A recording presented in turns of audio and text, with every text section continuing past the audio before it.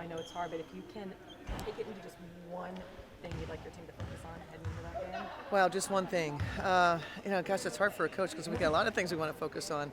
I mean, I think probably in general, defensively, we're going to be solid, but I think our half-court offense, our execution in the half-court, when we're taken out of our transition opportunities, that continues to be a focus for us.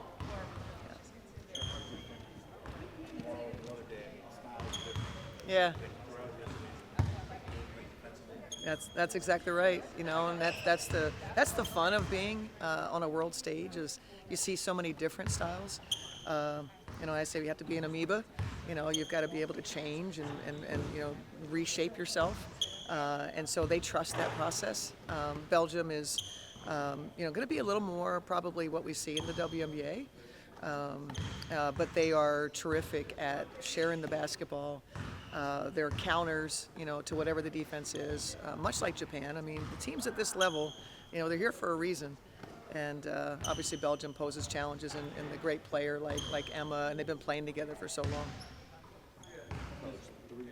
Three Phoenix Mercury players on the roster. What is it about that kind of Phoenix DNA? Is it native to the system? What is it about those players that make you want to bring something? Diana and BG were there long before. They've been through a few systems, and so I think that maybe Ka has been the greatest beneficiary of the current system, and has led her, to have this opportunity. But she was also building towards this in her prior USAB camps, et cetera, and competition. So I think it's probably more the DNA of the players.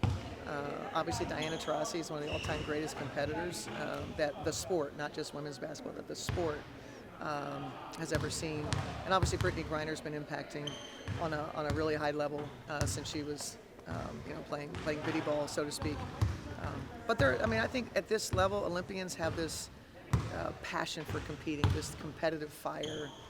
Olympians have something just a little bit different, and I think all three of those possess that. You kind of alluded to it, but with Diana, this 6 Olympics, trying to go for a 6 gold medal. Can you put into words what she's meant to the USA national? Yeah, I feel fortunate. This is my third Olympics with Diana, so half of them. What has always stood out is she just understands the game, obviously, the competitor, the passion, but her willingness to communicate and give of herself to her teammates, the knowledge that she has collected. There is no substitute for that level of experience, and that happens within a possession. That will happen, whether she's the lead guard or off guard. Her communication and directing people and putting them in positions to be successful. It's incredibly valuable. Could you talk about the pressure, if there is any, to continue the gold streak? I think coaches always feel pressure, whether it's to win the first or to win, however many in a row. Certainly the expectation is something that this, one of the greatest sports dynasties ever, which is Olympic women's basketball, the national team. I think we're aware of that, but I also think we should be really mindful, and we try to do it with this group, is that this is our first journey together. We weren't a part of, not all of us were there. And so making this unique and special in its own right, and if you focus on that, then, that in a row takes care of itself.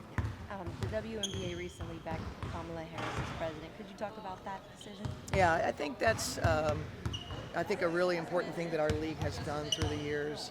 Using our voice as a vehicle for change, and I think no question that we would step to the plate in this scenario. And I think it's really important that that we don't go backwards, as we've seen some of the threats to basic human rights, the things that we care about in our league. And so I'm proud to stand with the players in this, in fact, Kamala Harris. Yeah. Yeah. We've watched that film. I can't tell you how many times we've watched that film. And I think, I don't know if your question is, what did we see in that? Yeah. Oh, tremendous. Yeah. Well, I think probably the biggest thing is without Julie. And so, Van Loo, didn't play in that game. Linskens didn't play in that game. So now we have Linskens to contend with. But we've kind of got to look at what do they look like without Van Loo. So that maybe is a little bit helpful. But yeah, there were very many helpful takeaways that we're going to be locked in on today. And honestly, most of them were on the offensive side of the ball. Yeah.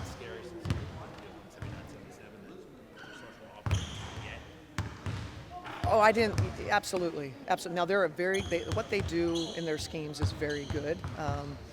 I did not think we were a good team coming out of our New York camp, and that showed itself in that game. I was not happy with what we looked like in New York, and I was hopeful that somehow a switch would be flipped. But we were in like pickup basketball mode in that camp, and we weren't locked in on some details and execution. I think we're ahead of that. I've not seen that team since then, which is good. And so, yeah, I think we have to execute. We didn't execute in transition in that game. We shot quick shots. We didn't move them. That sort of thing. And so they're good. Obviously, they're really good. And I think there are places that we can go to be better.